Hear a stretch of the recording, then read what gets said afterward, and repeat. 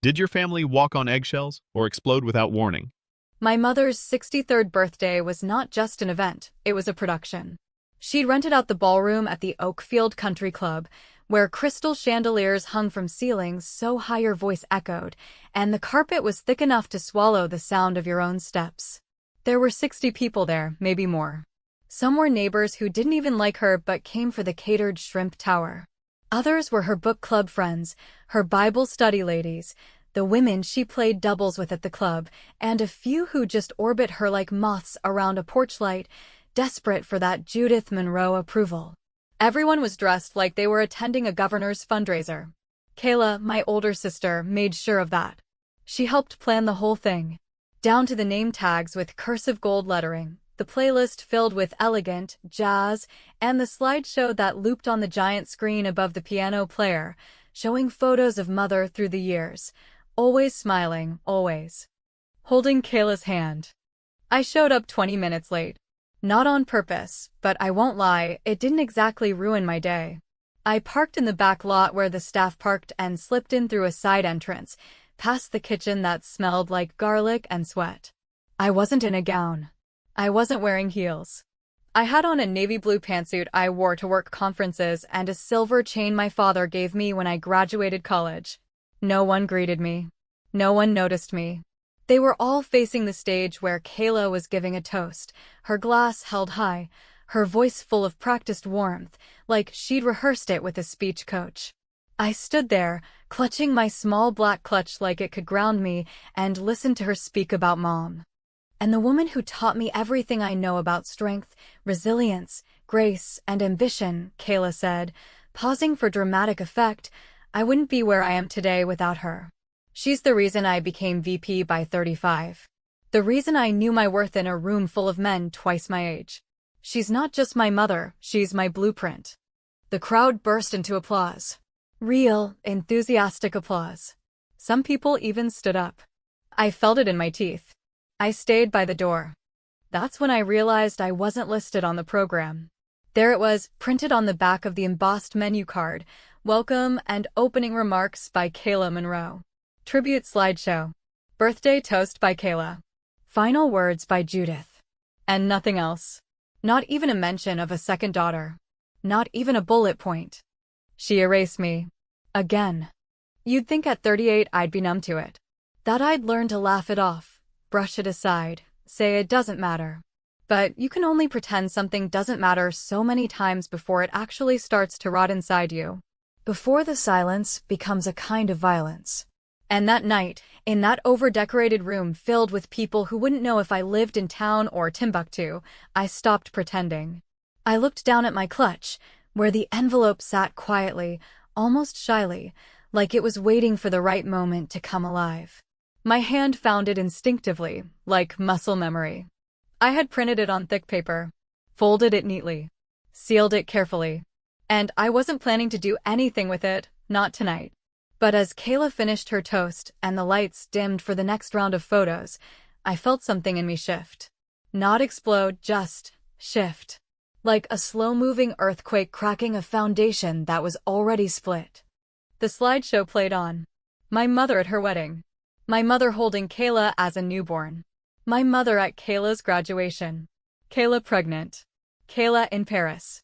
Kayla on TV for that local segment about women in business. The only photo of me? A group shot from when we were kids, where I was partially blocked by a lamp. Nobody seemed to notice the imbalance. Or worse, they noticed and didn't care. The applause came again after the last picture, and my mother stood up, wiping fake tears from under her lashes. Her speech was next. I took a seat near the edge of the room, but close enough to hear her. And boy, did she speak. My sweet girl, she said, turning to Kayla with that frozen pageant smile she's perfected over the years. You have given me more joy than I ever imagined. I see you and I see myself. Driven. Determined. Dignified. She said the 3 Ds like she was branding a cattle ranch. And to everyone here, she continued, you have no idea what it's meant to raise such a brilliant daughter. A daughter who never complained. Who rose above. Who carried this family with poise. At that point, I swear to you, Even the damn chandelier looked embarrassed. I could have interrupted. I could have shouted. I could have walked out. But instead, I waited. I waited until she finished. Until the applause came again, louder this time, like the sound of people clapping for a damn movie. Kayla's cheeks were pink, glowing. She turned to me, finally seeing me, just as I stood up and walked over to her. I didn't say much. I didn't need to. I pulled the envelope from my clutch, leaned in slightly so only the people in the first few rows would hear, and said, "This isn't the kind of recognition you wanted, but it's the one you deserve." She blinked. Once. Twice. Her lips parted, but no words came out. I placed the envelope gently in her hand, closed her fingers around it, and took a step back. She looked down at it like it was ticking. Like it might explode. The applause faltered. People turned. Whispers started spreading like fire through dry brush. And I stood there, calm as ever, watching my sister's hands begin to tremble before she even opened it. What was inside? Well, let's just say it wasn't a birthday card. And I wasn't done yet. Not even close. I suppose if you'd only ever seen Kayla from the outside, the woman in the pressed white blazer on the stage, her chin held just high enough to convey confidence without arrogance, the woman with the sleek hair, pearly teeth, and that voice so perfectly modulated it sounded like a TED Talk even when she ordered coffee, you'd believe she was all the things my mother claimed she was. You'd believe the narrative they all so eagerly swallowed, the story of a daughter who never disappointed, who always rose above, who embodied every quality Judith had ever wanted to see reflected back at her. But that's the thing about polish, it hides the cracks. And Kayla, for all her shimmer and success and public acclaim, has always had cracks that no one wanted to see. Or rather, cracks that she worked very hard to make sure only I ever saw. Because I was her mirror and she needed someone to carry the darker parts of her so she wouldn't have to. What they don't know about Kayla is that she's never really created anything on her own. Not a single thing. Not in high school, not in college, not in her career. She was the master of strategic theft, a kind of emotional shoplifter who took what she wanted from people, especially from me, and claimed it as her own, always careful to do it in ways that couldn't be traced back. Ways that made you feel crazy for even noticing. In high school, I got accepted to a summer writing program in Vermont. My essays were strong, my recommendation letters sincere, and it was the first time I felt like I had something that was entirely mine. I told Kayla in confidence, proudly, maybe naively, because I thought sisters were supposed to share their wins. 2 weeks later, my mother sat me down at the kitchen table and said the program wouldn't be a good fit because Kayla had already been accepted to a similar one in Boston and the family couldn't afford both. She smiled when she said it, sipping from her tea like it was some everyday sacrifice, as if taking something from one daughter to give it to the other was just what good parenting looked like. Kayla, of course, said nothing. But a month later, I saw the Vermont packet in her suitcase, my name still on the folder, half scratched out in pencil. It didn't stop there. It never did. In college, I had a boyfriend named Evan, sensitive, quiet, the kind who liked reading more than parties. He was the first person I told about my anxiety, the first one who didn't make me feel like a burden for it. Kayla met him once, briefly, when she visited me during my junior year. 3 weeks later, Evan ghosted me completely. No explanation, no text, just silence. I found out later through a mutual friend that he had transferred schools, moved to a different state. It wasn't until a year after graduation that I got a message from him on Facebook, long and rambling, apologizing for how he disappeared, confessing that he had gotten involved with Kayla during her accidental second visit and that she told him I was mentally unstable and had tried to sabotage their connection. He said he knew now that it was a lie, but that at the time, she was so convincing, so calm, so together, that he didn't question it. I told my mother once. I sat across from her at a diner with sticky booths and the smell of burnt coffee in the air, and I told her about what Kayla did, how she lied, how she manipulated, how she stole from me again and again. My mother looked at me like I had just slapped her across the face. Not with outrage at Kayla, no. But with this deep, wounded disbelief that I could say something so cruel, about the daughter she adored. "You've always been so sensitive," she said, her voice tired, as if I was exhausting her by asking her to believe me. "Maybe Kayla just tries harder than you do. Maybe that's why things come to her." And that was it. That was all she said. As if trying harder was the same thing as lying, as cheating, as tearing someone down to feel taller. That was the moment I stopped expecting my mother to ever see me clearly. But there's a difference between being unseen and being silent. And I may have tolerated one, but I never promised the other would last forever. 3 months before the birthday party, I found something I wasn't looking for. I was at Kayla's house, helping her move some things out of storage because Marcus, her husband, was dealing with back issues and she needed an extra pair of hands. It was rare for her to ask me for help and rarer still for her to thank me, but I said yes out of habit because that's what I always did.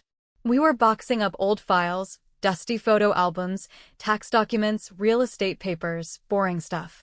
She left me alone in the study while she took a call, and that's when I saw the folder. It wasn't labeled. Just a plain black folder tucked into a bin of office supplies. I opened it because it looked out of place. And I wish I could say I hesitated before I read what was inside, but I didn't.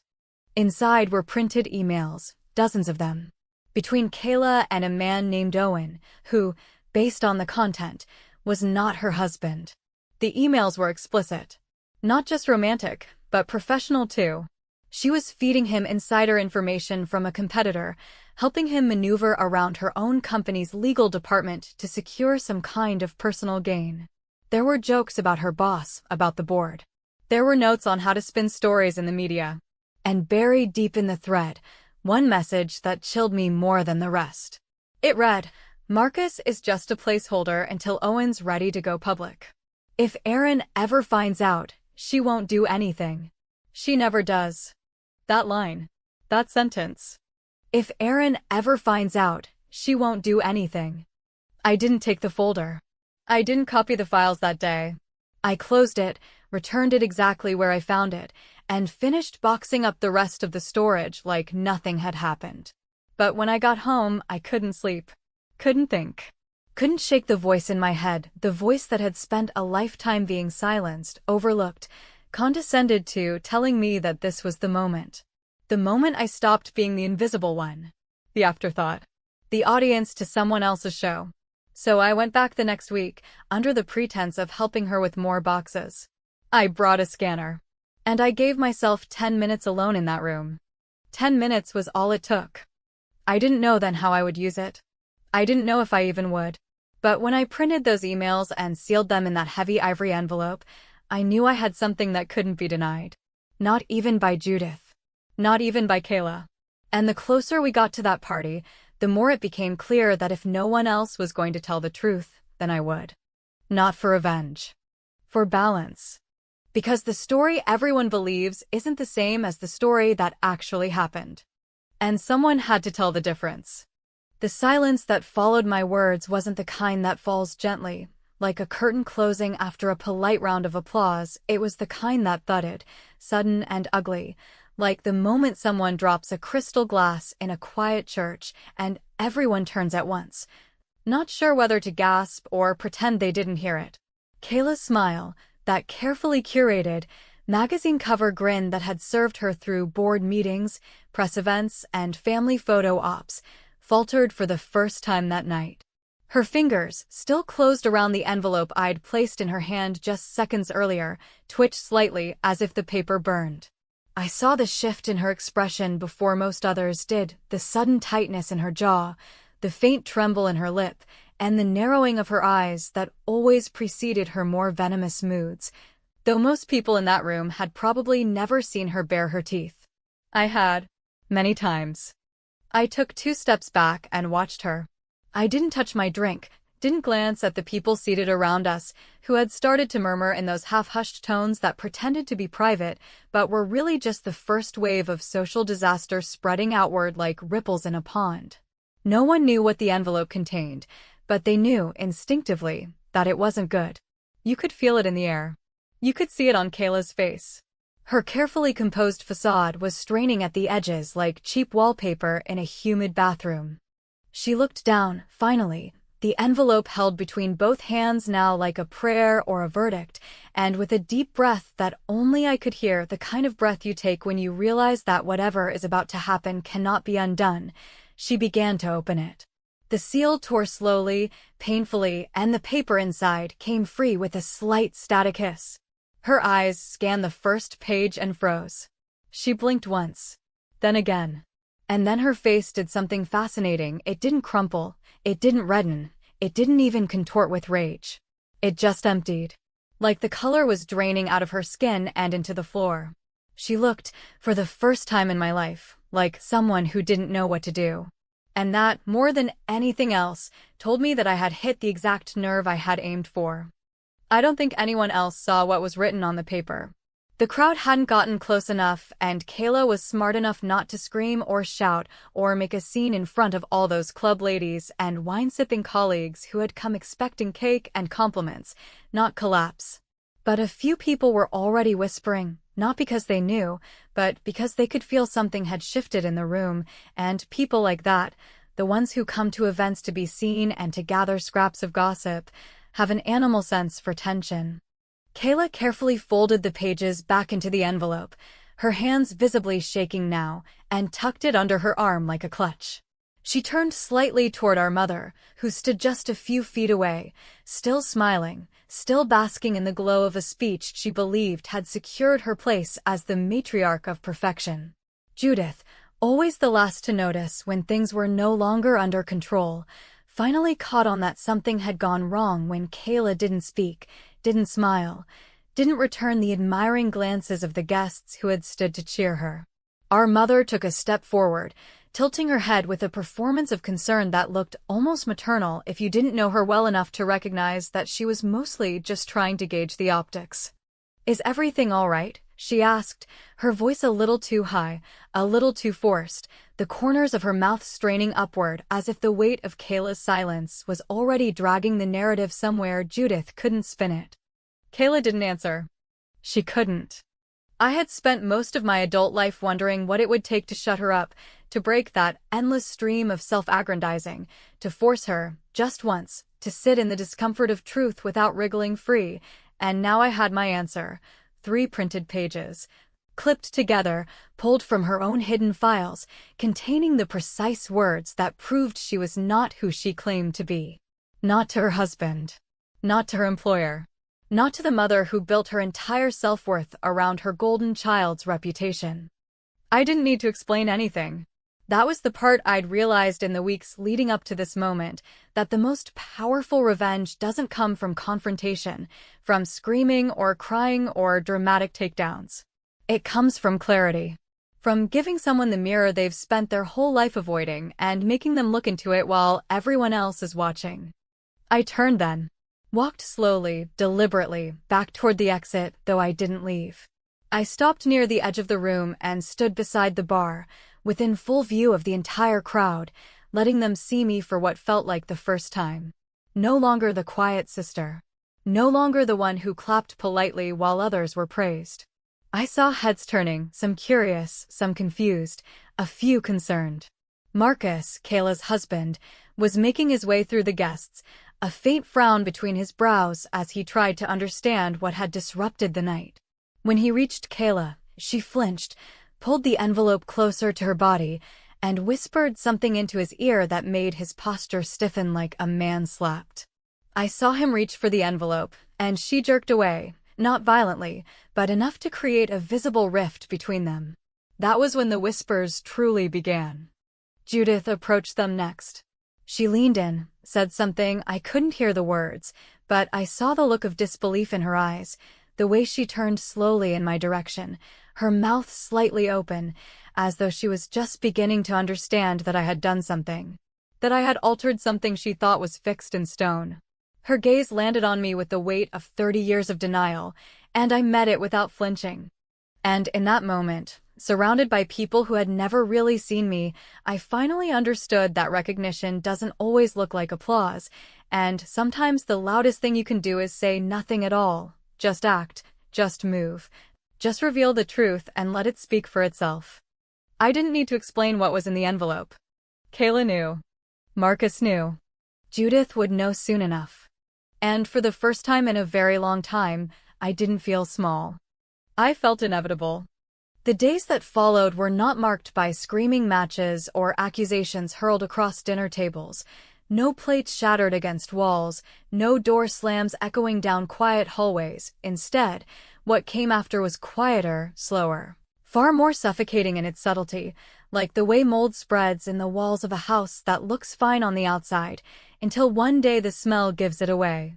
At first, there was simply silence, a thick and unnatural kind of pause in the rhythm of our family's usual social choreography, as if someone had hit the mute button on a conversation that had always revolved around Kayla, her life, her achievements, her curated perfection.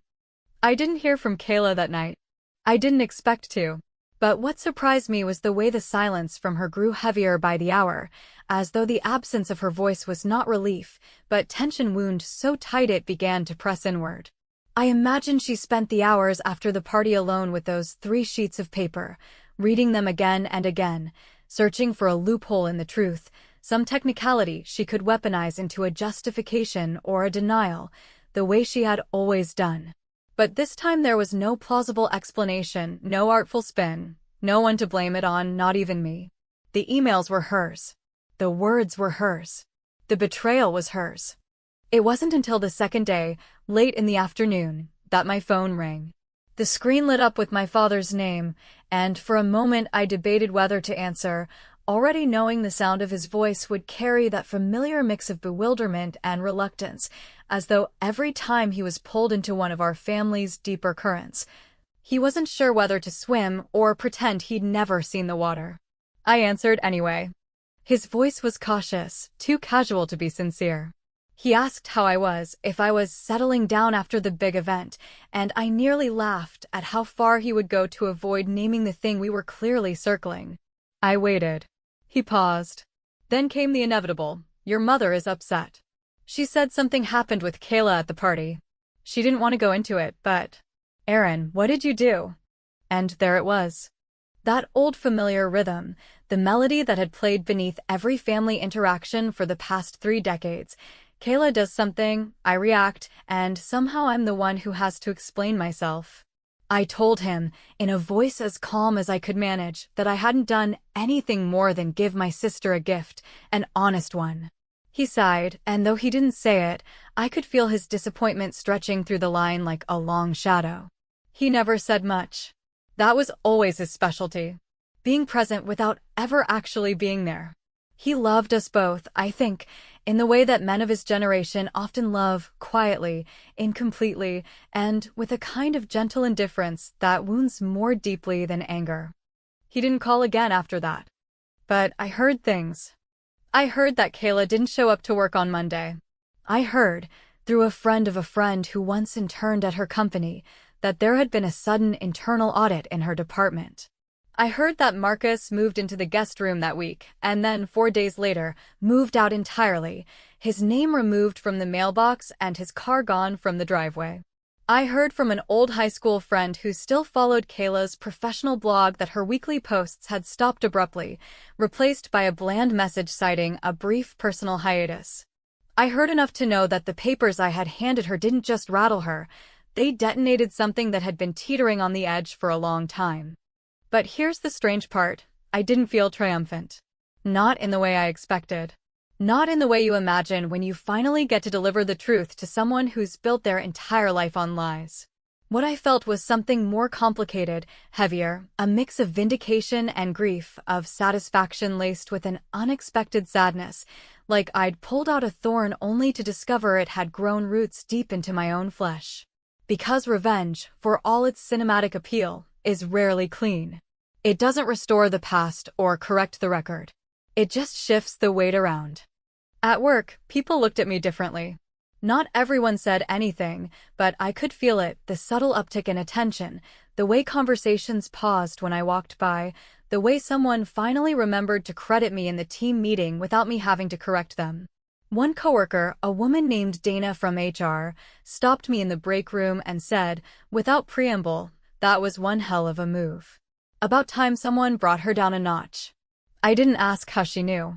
I didn't have to. Stories like that travel faster than facts. Still, it wasn't until Judith appeared at my apartment that the real reckoning began. She didn't knock like a mother coming to see her daughter. There was no warmth, no tentative pause, no soft call of my name through the door. She knocked like someone with a mission, sharp and impatient, like the sound of something about to break. I opened the door and found her standing there in a beige trench coat, lips painted too red for the hour, eyes shadowed with something that wasn't quite exhaustion, but too messy to be anger. She stepped inside without asking, looked around like she was inspecting a crime scene, and sat down on the edge of my couch as if the seat offended her. I closed the door, leaned against the wall, and waited. "We need to talk," she said, her tone clipped, controlled, but beneath it I could hear the trembling edge of someone whose world had tilted slightly off-center and hadn't yet found the right toehold to steady herself.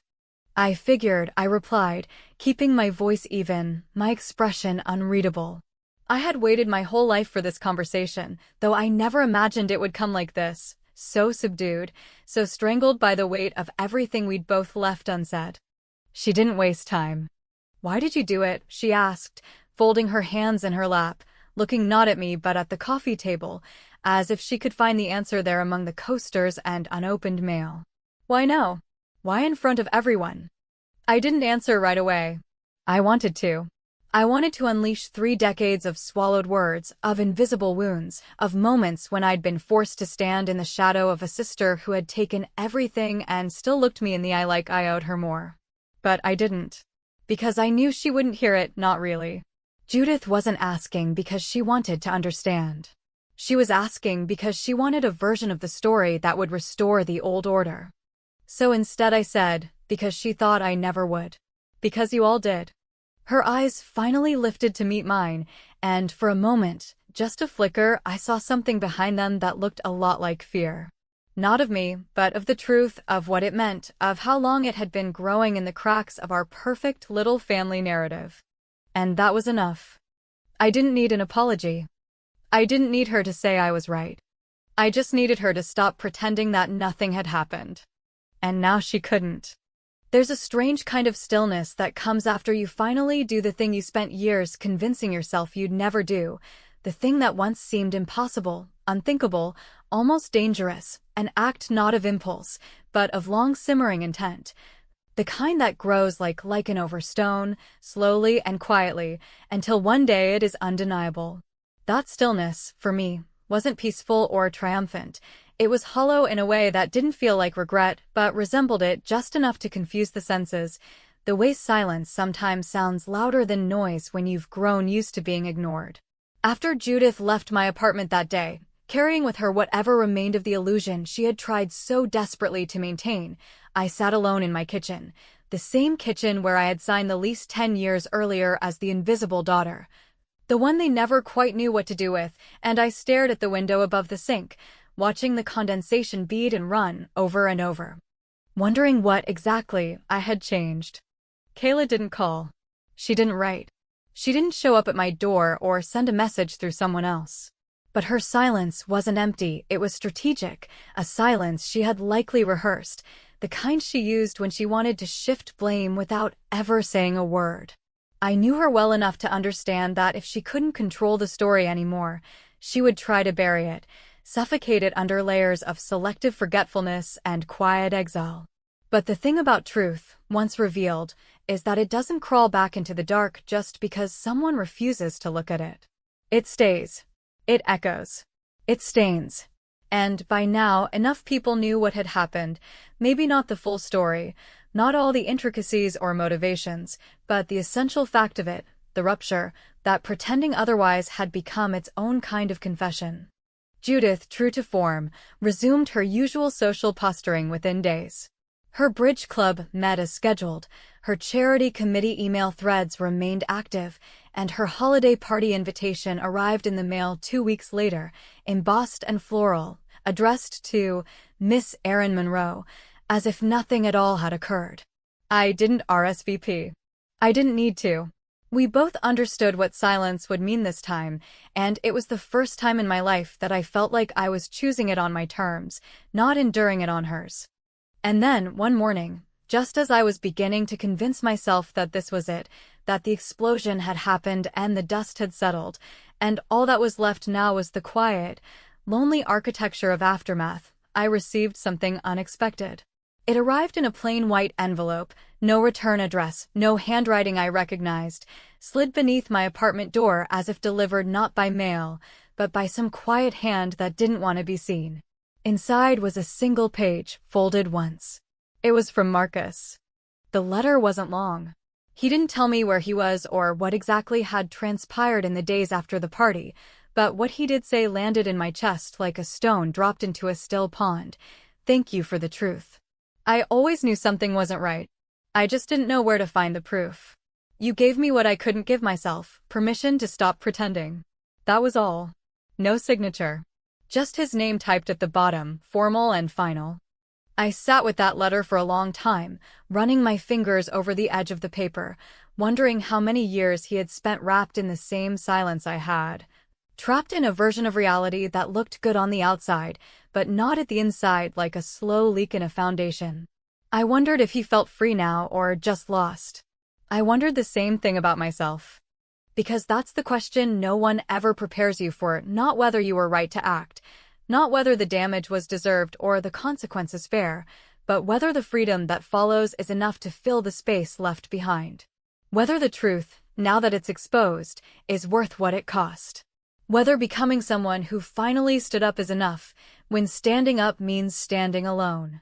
I went back to the country club 3 weeks later. Not for an event. Not for some symbolic closure.